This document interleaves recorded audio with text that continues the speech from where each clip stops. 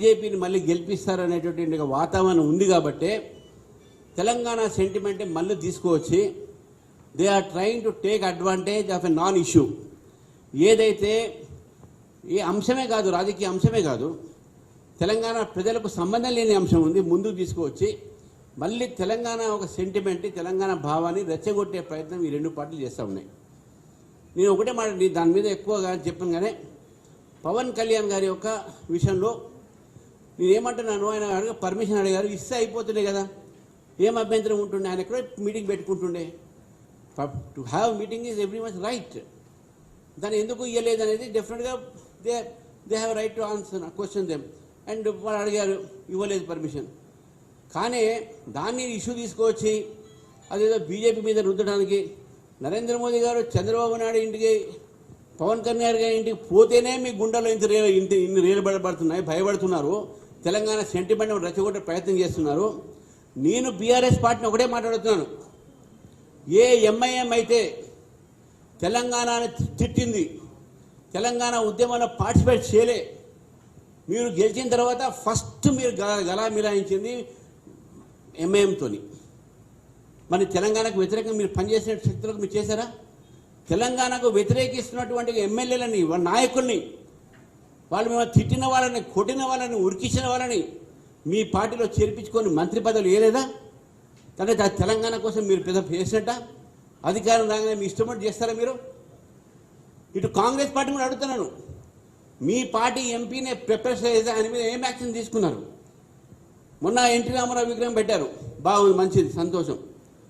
అదే రోజు మీ ఎమ్మెల్యే ఆంధ్ర వాళ్ళని అది ఇది జాగో బాగా అని మళ్ళీ అవే భాష మాట్లాడి మీరు ఏం యాక్షన్ తీసుకున్నారు మళ్ళీ అటువంటిప్పుడు? నేనేమంటున్నాను, ఈరోజు ఈ రెండు పార్టీలు కూడా ప్రజల ఆకాంక్షలని వారు వాళ్ళని చూసుకోలేకపోతే, ప్రజల ఒక సమస్యని పట్టించుకోలేకపోతే, ప్రజలు వాళ్ళని తిరస్కరించే పరిస్థితి వస్తే మళ్ళీ తెలంగాణ సెంటిమెంట్ తీసుకువచ్చి ఎవరినో ఒకటి వాడుకుంటున్నారు. మాకు అనేక రాష్ట్రాలు అనేక మంది మాకు పార్ట్నర్స్ ఉన్నారు, వీ రెస్పెక్ట్ దేమ్. అటు టీడీపీ చంద్రబాబు నాయుడు గారు కానివ్వండి, పవన్ కళ్యాణ్ కానివ్వండి, మేము రెస్పెక్ట్ చేస్తాం. అంతేకాదు టీఆర్ఎస్ పార్టీ బీఆర్ఎస్గా మారినప్పుడు ఆంధ్ర నుంచి ఆఫీసు పెట్టారు, ఆంధ్ర ఆఫీస్ పెట్టారు కదా, అక్కడ ఒక ఆంధ్ర వ్యక్తిని ప్రెసిడెంట్ చేశారు కదా, తెలంగాణ ప్రజల డబ్బుని పంజాబ్లో పంపించారు కదా, మహారాష్ట్ర తిరిగి తెలంగాణ బీఆర్ఎస్ పెడతా అటు పోయింది కదా. ఇవన్నీ చూడరా ప్రజలు? తెలంగాణకు అన్యాయం చేసిన మీరు కాదా? ఈరోజు తెలంగాణ సెంటిమెంట్ దగ్గుతున్నది. ఈ రెండు రాష్ట్రాలు కూడా పోటీతత్వంతో పనిచేసుకుంటూ ప్రజల కోసం చేసుకుంటూ పోతే మేము రాజకీయ పబ్బం కోసం మీరు ఈ తెలంగాణ సెంటిమెంట్ వాడుతున్నారు ఒక వ్యక్తిని తీసుకువచ్చి. దయచేసి మీకు నిజమైనటువంటి ప్రజల మీద ప్రేమ ఉంటే, ప్రజల కోసం మీరు ఏం చేశారు, ఏం చేయబోతున్నారని చెప్పండి. కానీ వ్యక్తులను తిట్టి మా బలం పెరుగుతుందని చెప్పేసి మా పార్ట్నర్స్ని తిట్టి మాకు వాళ్ళని తిట్టి ఇది పద్ధతి కాదు, ఇది రాజకీయం కాదు. ఈ రాజకీయం అనేది చాలా చౌకబారు రాజకీయం. ఇది you should not play politics. డెమోక్రసీలో అందరూ ఒకటే కదా. మీరు మహారాష్ట్ర పోతారు, మీరు ఆంధ్రాలో పార్టీ పెడతారు, మీరు అక్కడ పెడతారు. You should allow other states do the same thing. ఏమైంది దాంట్లో? Why are so much jerky about it? ఒక మంత్రి ఏదో అంటాడు, ఏదో జాగిర్ అంటాడు, ఈ జాగిర్ అంటాడు, జాగిరి బీగిరి వదిలిపెట్టాడు. అసలు ఫస్ట్ చెప్పింది మాట ఏంది బీఆర్ఎస్ వాళ్ళు? కాబట్టి అప్పుడు టీఆర్ఎస్ ఉన్నప్పుడు 1,00,000 నాగులు పెట్టి ఒక ఫిల్మ్ సిటీని కూలగొడతామని చెప్పారు. అదే వాళ్ళని వ్యతిరేకించిన ఎమ్మెల్యేలని తీసుకొచ్చి మంత్రి పదవి చేశారు. మీరు తెలంగాణ ప్రజలకు చెప్పాల్సిన అవసరం ఉన్నది. తెలంగాణ వ్యతిరేకులను మీ పార్టీని మీరు ఎట్ట చేసుకున్నారు?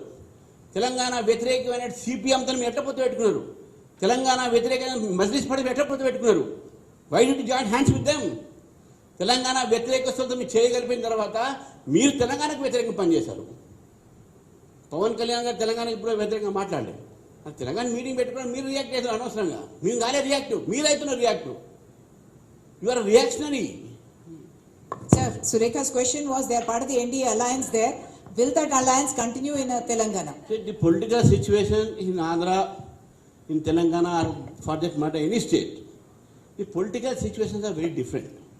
So as per the political situation in Telangana will go ahead with their political plan. With regard to the alliances and all, because ours is a national party, the national party will decide with whom we have to go with alliance and all. Whether to go with alliance or not, అనేది వాళ్ళు decide చేస్తారు, మేము కాదు. మా జాతీయ party కాబట్టి మేము జాతీయ నాయకులు డిసైడ్ చేస్తాం. And to play the devil's advocate, all said and done, Telangana has better indicators than Andhra Pradesh on many fronts. Do we need? I'm not saying it is illegal. It's constitutional for any party or any person to come and contest. But మనకి అక్కడ నుంచి ఇక్కడ వచ్చి contest చేసేది అవసరం అనుకుంటారు Janasena party. అంటే constitution అధికారం అందరికీ ఇస్తోంది, కానీ ఇక్కడున్న పర్ఫార్మెన్స్ బాగానే ఉంది కదా. ఆంధ్రప్రదేశ్ పర్ఫార్మెన్స్ కన్నా ఇక్కడున్న పర్ఫార్మెన్స్ ఇండికేటర్స్ బెటర్ ఉన్నాయి కదా. We don't know who is going to contest. We don't know ఎవరు చెప్పారు కాంటెస్ట్ చేస్తామని. ఎవరు చేస్తారు చేసిన 29 కదా, 28 కదా, 3 సంవత్సరాల ముందు జరిగేవి ఇప్పుడేదో మనం మాట్లాడాలి. అయినా కూడా భారతదేశంలో ల్యాంప్ పోస్ట్ పాలిటిక్స్ ఉంటుంది. ల్యాంప్ పోస్ట్ పాలిటిక్స్, ఆ ల్యాంప్ పోస్ట్ పాలిటిక్స్లో పివి నరసింహారావు గారు రామ్టెక్లో పోటీ చేశారు, నాగ్పూర్ మహారాష్ట్రలో.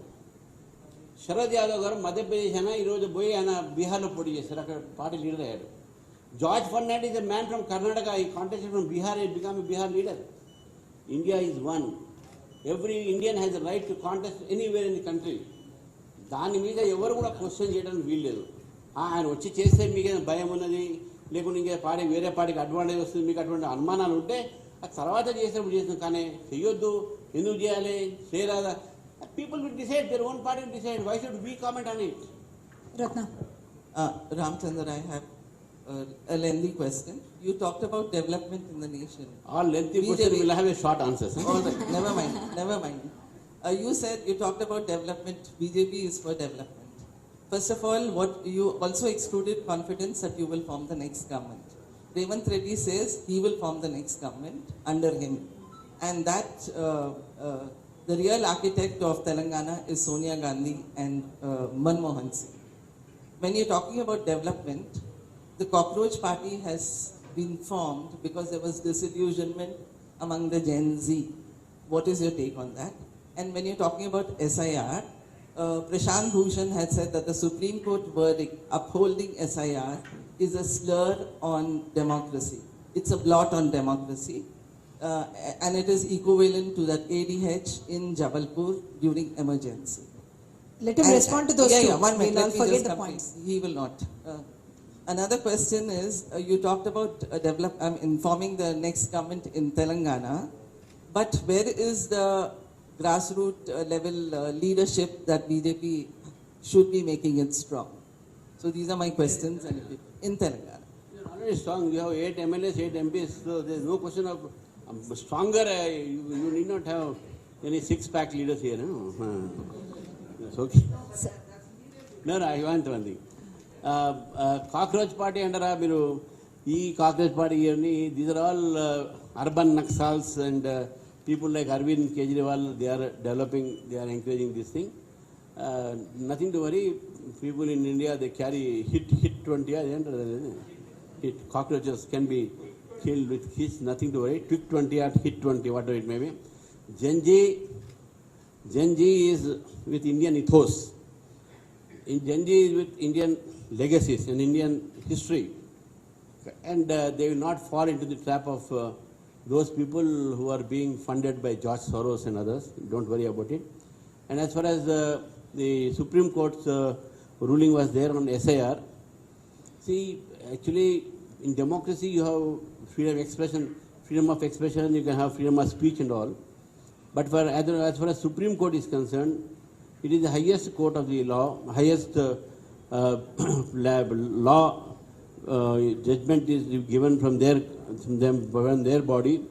So any comment on them will definitely attract contempt of court. If you have anything, you can go for review on their judgment. SIR as such is not a procedure adopted by this government. ఈ యొక్క SIR తీసుకొచ్చింది BJP ప్రభుత్వం కాదు, అది election commission of India. ఇది మొట్టమొదటిసారి భారతదేశంలో SIR కాదు, ఇది 11వ సారి SIR మన దేశంలో వస్తున్నది.